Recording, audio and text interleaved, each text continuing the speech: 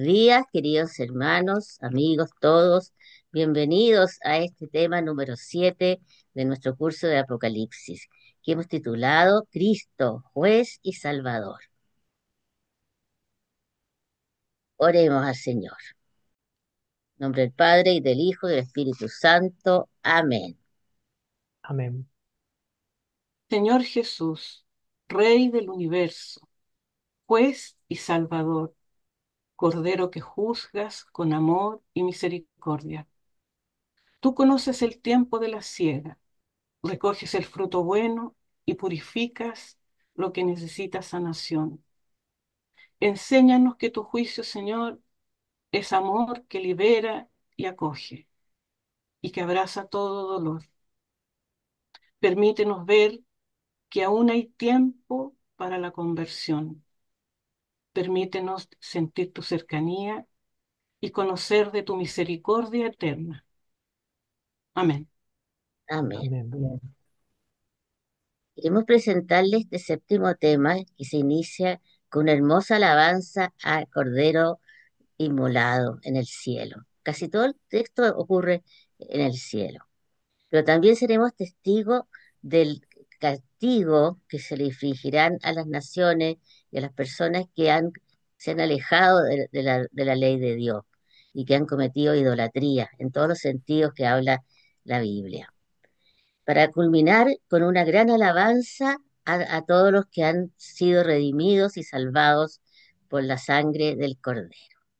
En el capítulo 14, del 1 al 5, dice, seguí mirando y había un cordero que estaba en pie sobre el monte Sión, y con él 144.000, que llevaban escrito en la frente el nombre del cordero y el nombre de su padre. Y oí un ruido que venía del cielo, como el ruido de grandes aguas o el fragor de un gran trueno, y el ruido que oía era como de citaristas que tocaban sus cítaras. Cantan un cántico nuevo delante del trono y delante de los cuatro vivientes y de los ancianos. Y nadie podía aprender el cántico fuera de los 144.000 rescatados de la tierra. Estos son los que no se mancharon con mujeres, pues son vírgenes.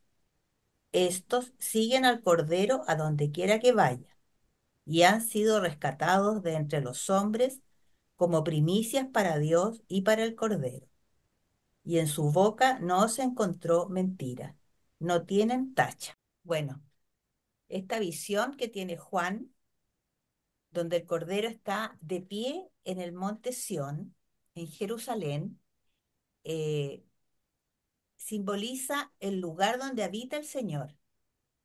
Con esto simboliza su victoria y su reinado, porque el monte Sión es el trono de Dios.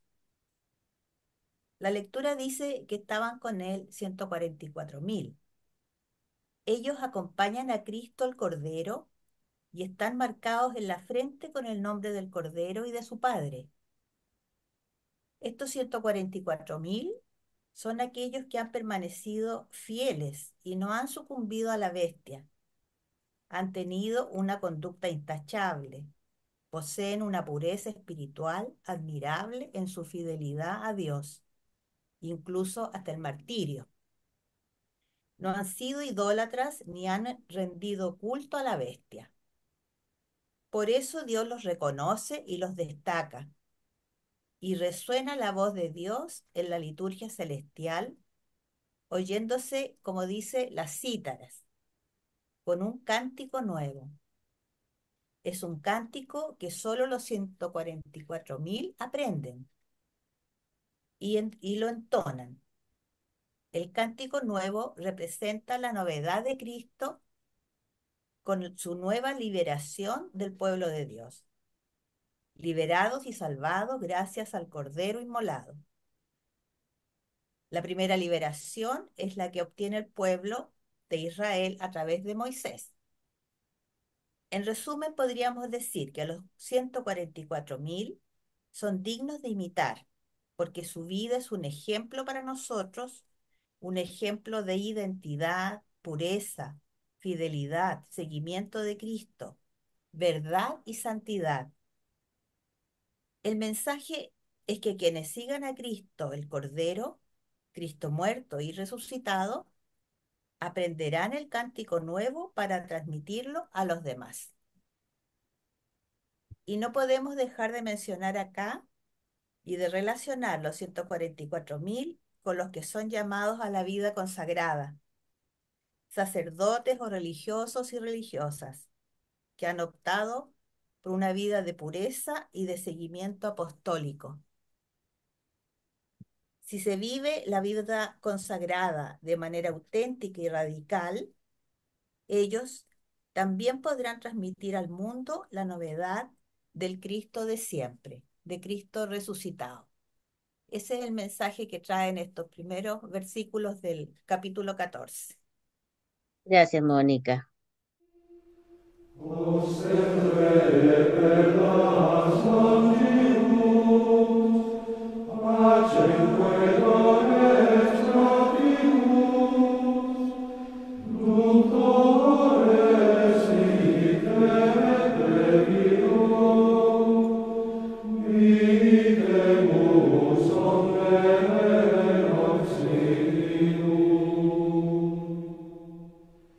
A continuación, el capítulo 14, del versículo 6 al 8. Vi otro ángel volando por lo más alto del cielo, llevando la buena noticia eterna, para anunciarla a los que residen en la tierra, a toda nación, raza, lengua y pueblo. Él proclamaba con voz potente: respeten a Dios y denle gloria, porque ha llegado la hora de su juicio. Adoren al que hizo el cielo y la tierra, el mar y los manantiales.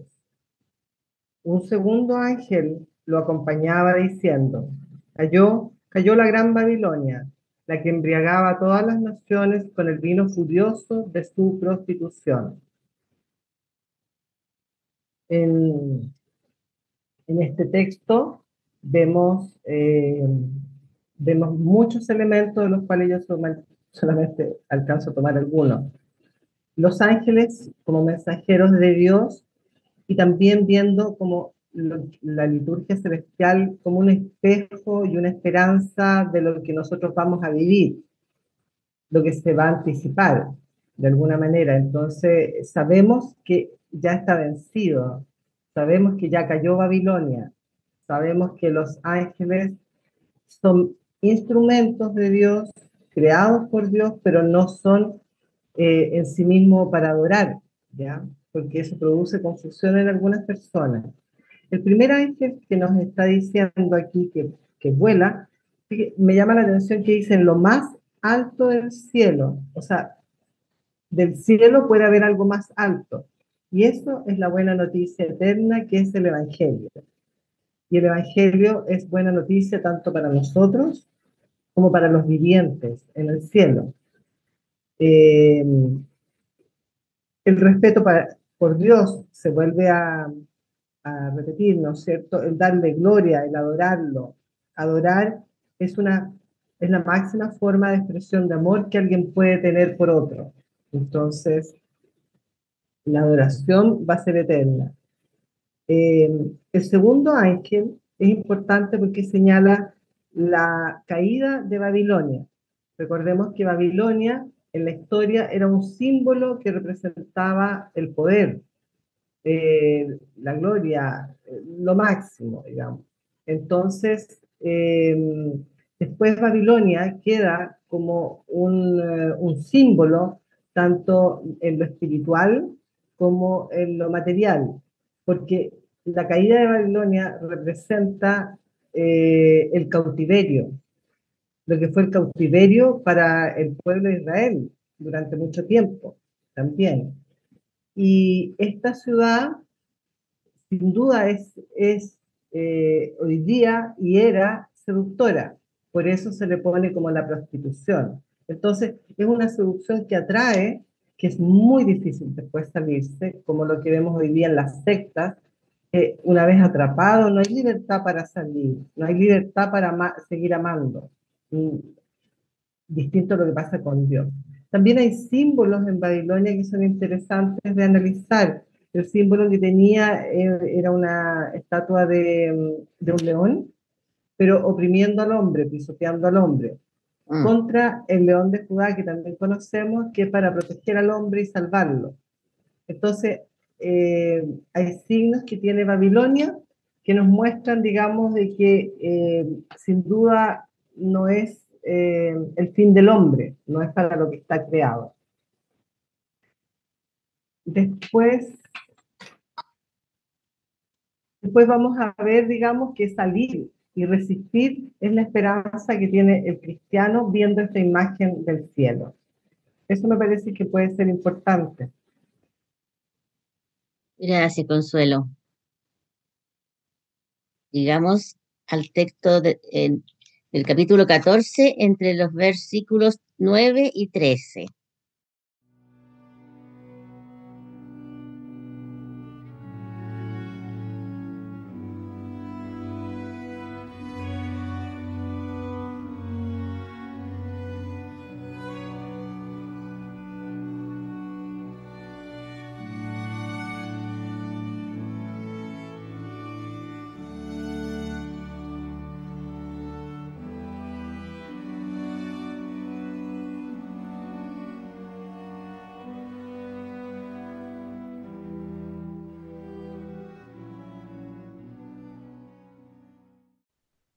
Capítulo 14, versículos del 9 al 13. Un tercer ángel le siguió, diciendo con fuerte voz: Si alguno adora a la bestia y a su imagen, y acepta la marca en su frente o en su mano, tendrá que beber también del vino del furor de Dios, que está preparado puro en la copa de su cólera. Será atormentado con fuego y azufre delante de los santos ángeles y delante del Cordero. Y la humareda de su tormento se eleva por los siglos de los siglos. No hay reposo ni de día ni de noche para los que adoran la bestia y a su imagen, ni para el que acepta la marca de su nombre.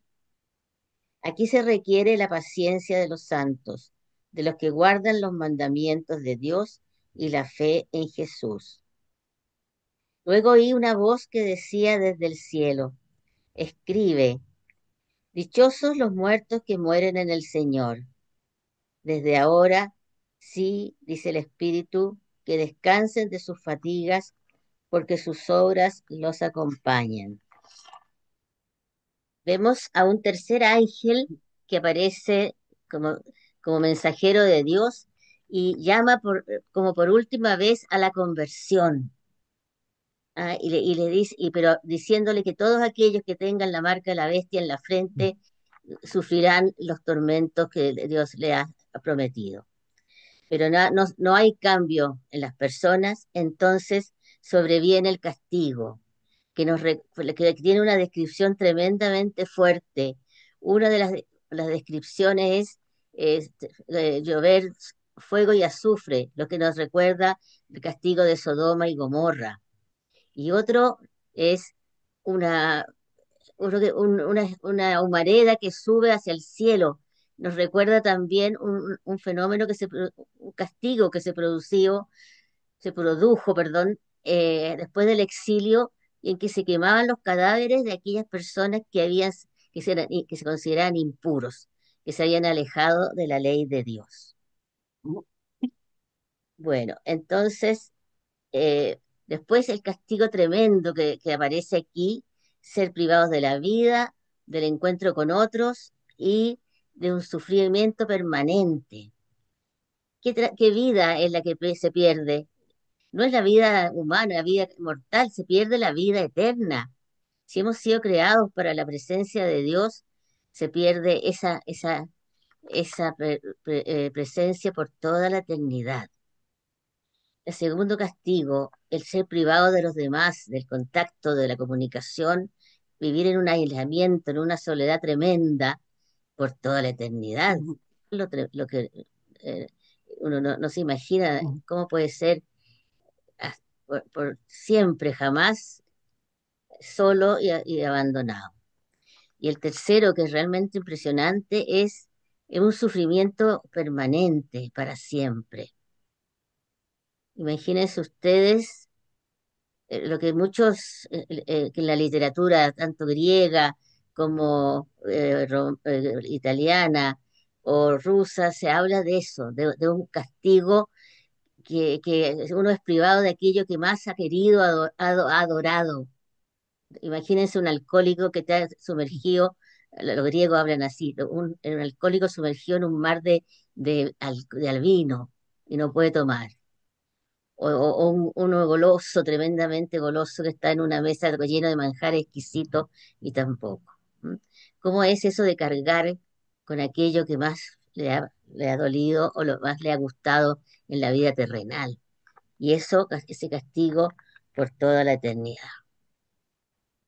Bueno, en la segunda parte del texto aparece una bienaventuranza, la segunda bienaventuranza de las 7 que aparecen en el Apocalipsis. Estamos en el tiempo de Juan, y se dice que donde había una persecución. Recuerden que San Juan fue desterrado a la isla de Patmos por el emperador Domiciano, ¿ah? Pero que se acabó esta persecución y él volvió a su ciudad donde estaba, que era Éfeso, en Asia Menor. Entonces, para los cristianos, para la comunidad cristiana que leía este texto, era muy educativo y muy interesante saber que la persecución exigía a las personas el dar la vida por la fe, por Cristo. Y por eso, y en este texto se dice, bienaventurados aquellos que mueren en el Señor y descansan de sus fatigas. ¿Qué significa morir en el Señor? Hay un texto de uno de los comentaristas muy maravilloso de don Emilio Aliaga, que nos habla, que nos explica. Para él entiende morir en el Señor, morir profundamente unido a Cristo. Y él cita la imagen, el texto bíblico de Juan 15 de las viñas, de la parra y los sarmientos. El sarmiento no vive sin estar unido a Cristo. Así el cristiano debe irse compenetrado del amor, de la savia, de la gracia que Cristo nos trajo y nos trae por la redención, por su pasión, muerte y resurrección. También él recuerda el texto de Juan 17, donde dice ser uno como Cristo es uno con el Padre. Entonces, esa unidad es morir en el Señor. ¿Mm? Y, para una persona del siglo I, segundo, hasta el final de las persecuciones del siglo IV, el, el martirio era la más profunda señal de fidelidad y de amor a Dios. Pero a ellos los acompañaba y los iluminaba y los tenían la esperanza de gozar eternamente de la visión y la presencia de Dios. Aquí se ve que dice que los santos mártires están reposando en el Señor, gozosos de su presencia. Así que este texto maravilloso del capítulo 14, del 9 al 13, nos recuerda que hoy en día también hay muchísimos mártires. Hay 11 países donde la persecución a los cristianos es violenta. Ustedes los conocen mejor que yo. Corea del Norte, Nicaragua, Irak, etcétera, donde incluso los parientes persiguen a aquellos que se hayan convertido al cristianismo. Así que confiemos al Señor eh, nuestro, nuestra vida, nuestro gozo de ser cristianos en este mundo que nos ha tocado vivir, donde también todavía hay muchas idolatrías, pero somos portadores de Cristo, el Cordero inmolado.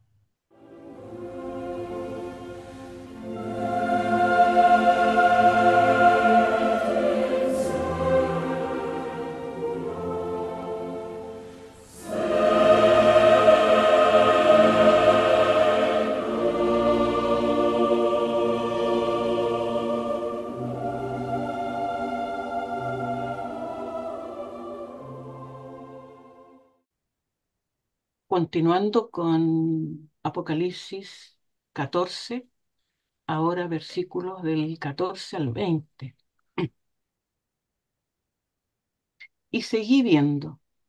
Había una nube blanca y sobre la nube sentado uno como hijo de hombre, que llevaba en la cabeza una corona de oro y en la mano una hoz afilada.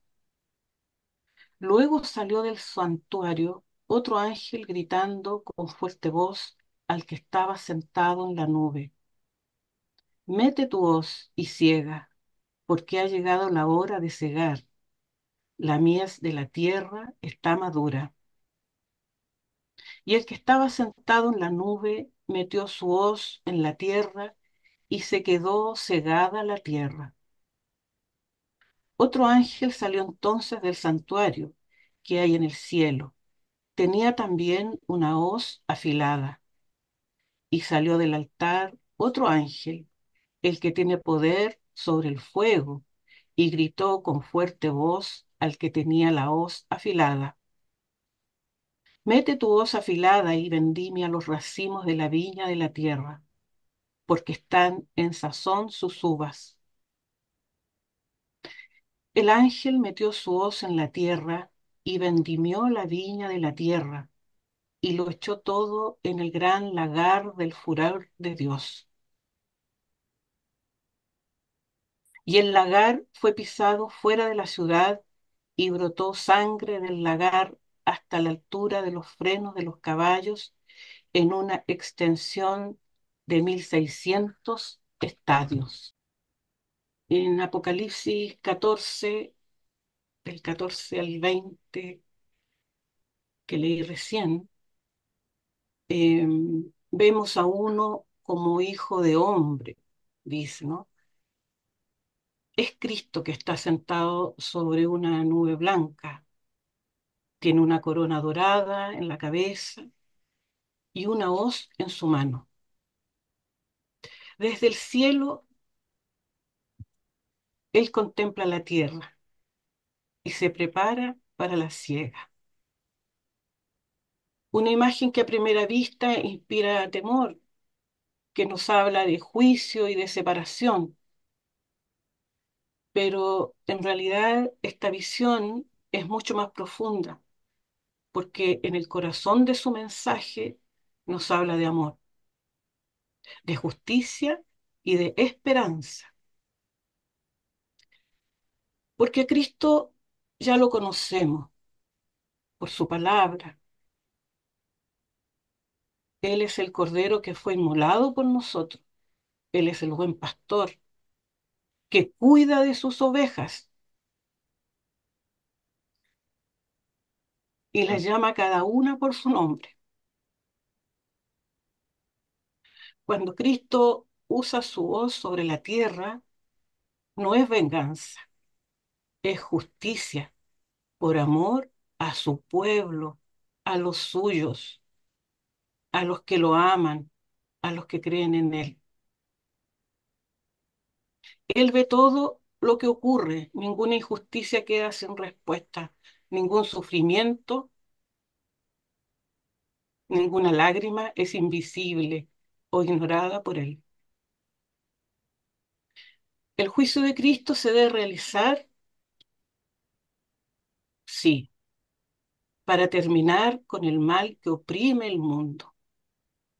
Él defenderá a los que han creído en Él, a los humildes, a los perseguidos, a los que han sido víctimas de la injusticia y del pecado, a los que han sido martirizados de de las mil maneras que existen. Así Dios asegura que el mal no tenga la última palabra. La visión de la vendimia que se describe es dramática, para significar que el Señor va a separar el mal del bien. Es el momento en que Él dará paso a un mundo nuevo, donde no habrá más injusticia, ni dolor, ni lágrimas. Pero ahora estamos situados antes, antes de esa ciega final en que Cristo sigue llamándonos y espera pacientemente. O sea, aún hay tiempo Ujú. para convertirnos. Nos invita a dejar atrás todo lo que nos aleja de su amor para vivir en él. Su deseo es salvar. Él quiere que todos seamos parte de su rebaño. Recuerden cómo se preocupaba de ir a buscar la ovejita que se le había perdido. Ahora, para los que creen en Él y le siguen, el juicio no es motivo de temor, al contrario, es motivo de esperanza, porque significa que el mal será vencido para siempre y que los hijos de Dios vivirán seguros bajo el reino o en el reinado de Cristo. Entonces, ¿qué nos dice hoy el Señor? Confía en mí y no temas. Yo soy el Señor de la siega y vendré a recoger a los míos. Permanece fiel, nada ni nadie podrá arrebatarte de mi mano. Gracias, Susana.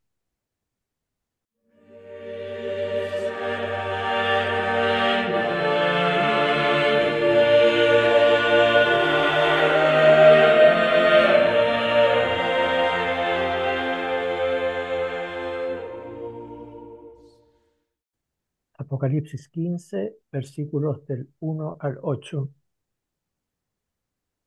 Luego vi en el cielo otra señal grande y maravillosa: 7 ángeles que llevaban 7 plagas, las últimas, porque con ellas se consuma el furor de Dios.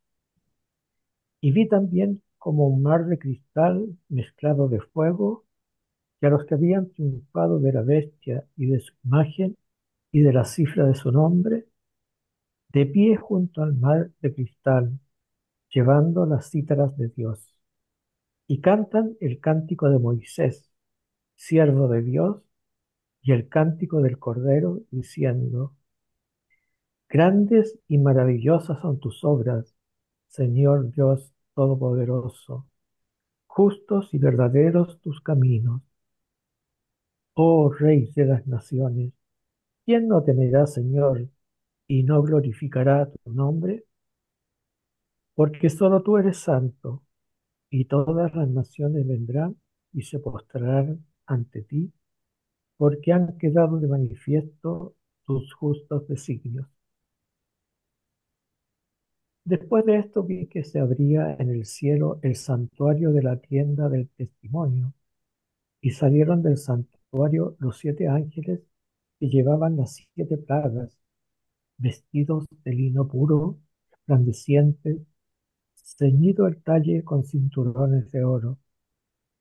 Luego uno de los 4 vivientes entregó a los 7 ángeles 7 copas de oro llenas del furor de Dios, que vive por los siglos de los siglos. Y el santuario se llenó del humo de la gloria de Dios y de su poder, y nadie podía entrar en el santuario hasta que se consumaran las 7 plagas de los 7 ángeles. En este texto vemos cómo Juan se sitúa de nuevo en el escenario del cielo. Contempla allí otra señal. Ve 7 ángeles que llevan 7 plagas. Son las postreras, porque en ellas se va a consumar la ira de Dios.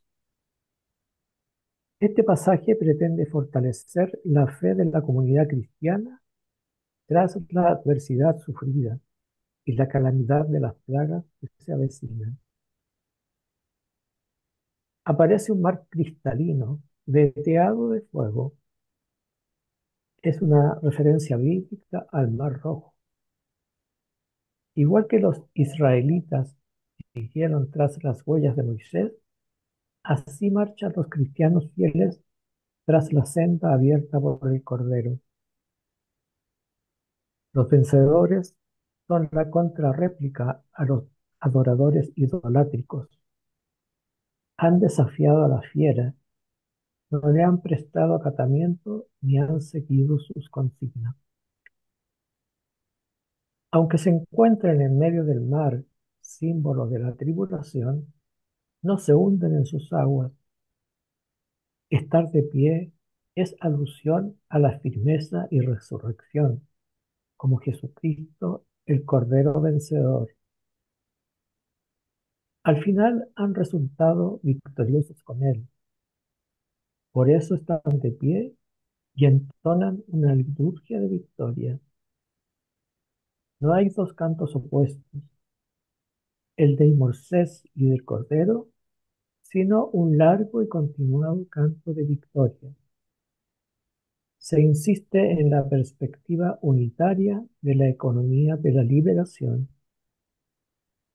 Existe una sola historia de salvación que empezó en el Antiguo Testamento y que ahora se ha hecho plena realidad con la victoria de Jesucristo y de los suyos. Gracias, Emilio.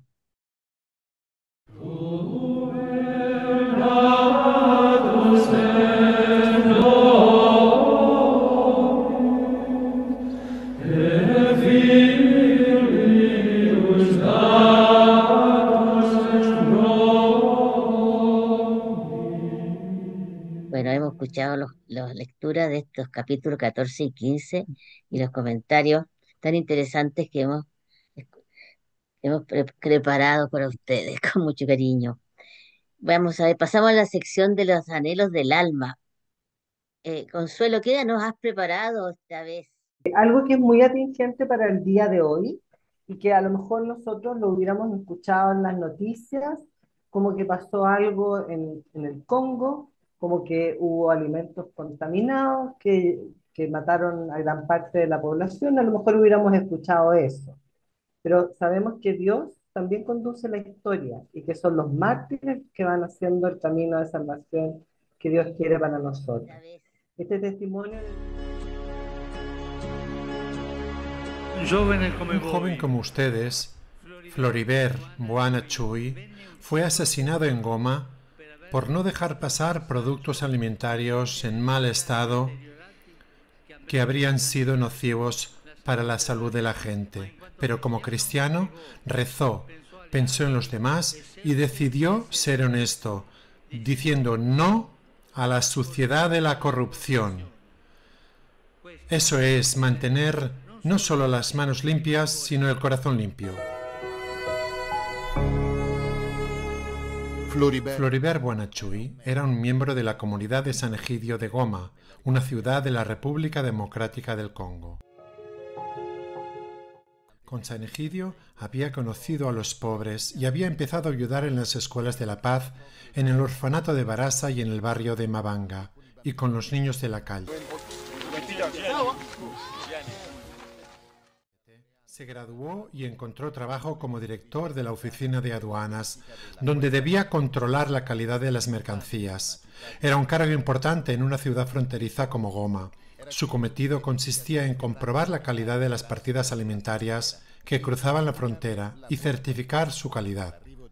La llegada de Floribert fue un cambio de dirección imprevisto para aquella oficina, porque él, a diferencia de sus antecesores, no se dejaba sobornar para dejar pasar cargamentos de alimentos en mal estado. Había declarado públicamente que la salud de los ciudadanos valía más que la suma de dinero que le habían ofrecido, porque la vida de la gente no tiene un precio que se pueda pagar. Lo torturaron y lo asesinaron con 26 años, el 8 de julio de 2007, porque no dejó pasar productos alimentarios en mal estado, nocivos para la salud de la población. ¿Vivo en Cristo o no? ¿Vivo para Cristo o no? Por eso no puedo aceptar el soborno. Es mejor morir que aceptar ese dinero.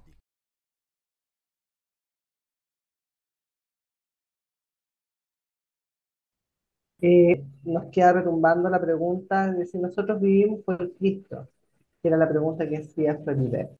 puede haber visto ese video tan interesante, maravilloso, porque él hasta rechazó el dinero que le ofrecían las famosas coimas, ¿no es cierto? Como le había ocurrido a muchos otros responsables de la aduana, realmente maravilloso. Bueno, nos queremos despedir orando al Señor y dando gracias por este tema. Te damos gracias, Señor, por poder leer y escuchar tu palabra, reconocerte en el amor que nos entregas, en las bendiciones que recibimos de ti cada día. Nos invitas a seguir tus caminos, a ser mejores y buscar la santidad. Ayúdanos, Señor, a mantenernos firmes en tu verdad y a vivir en fidelidad a ti. Los invito a alabar a Dios orando con el Salmo 95. Venid, cantemos jubilosos al Señor, aclamemos a la roca que nos salva. Vayamos ante Él a darle gracias y a cantar himnos en su honor. Porque el Señor es el Dios grande sobre todos los dioses. Tiene en sus manos las profundidades de la tierra y suyas son las cumbres de los montes. Suyo es el mar, pues él mismo lo hizo, y la tierra firme que formaron sus manos. Venid a adorarlo, hinquemos las rodillas delante del Señor, nuestro Creador, porque Él es nuestro Dios, y nosotros su pueblo, las ovejas que Él guarda. Amén. Amén. Amén. Damos gracias al Señor entonces por haber compartido con ustedes este tema que nos parece tan esperanzador en este tiempo que estamos viviendo el jubileo de la esperanza en nuestra iglesia.